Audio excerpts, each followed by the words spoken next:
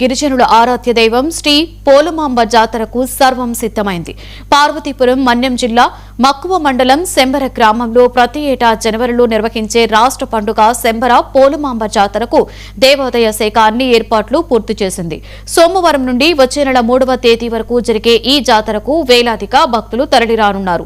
జాతరకు వచ్చే భక్తులకు ఎటువంటి ఇబ్బందులు కలగకుండా క్యూ లైన్లు, భద్రతా ఏర్పాట్లు చేపట్టినట్లు అధికారులు తెలిపారు.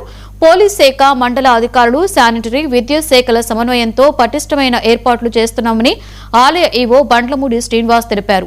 మార్చి 31 వరకు ప్రతి మంగళవారం అమ్మవారి ఆలయంలో చండీ హోమాలు, అన్న సమారాధన కార్యక్రమాలు నిర్వహించనున్నట్లుగా వెల్లడించారు. ఈ అమ్మవారి జాతరోత్సవాలు 2026 ప్రారంభమైనవి.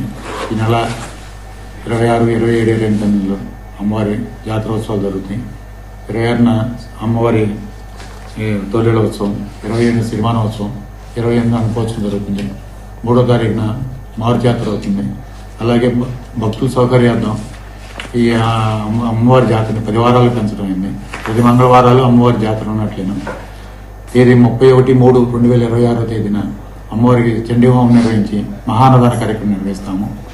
అలాగే ఈ జాతరకి స్టేట్ ఫెస్టివల్ అవటం వలన ఈ సంవత్సరం గవర్నమెంట్ నుంచి మనకి అదే ఎండోమెంట్స్ డిపార్ట్మెంట్కి ఒక 20 లక్షల రూపాయలు ఇచ్చారు అమౌంట్. అన్ని డిపార్ట్మెంట్లతో మనకు కోఆర్డినేషన్ మీటింగ్ ఏర్పాటు చేస్తున్నారు.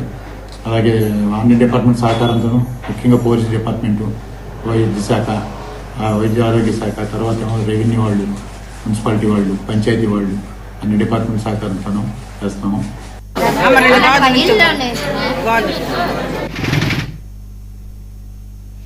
That's all for now.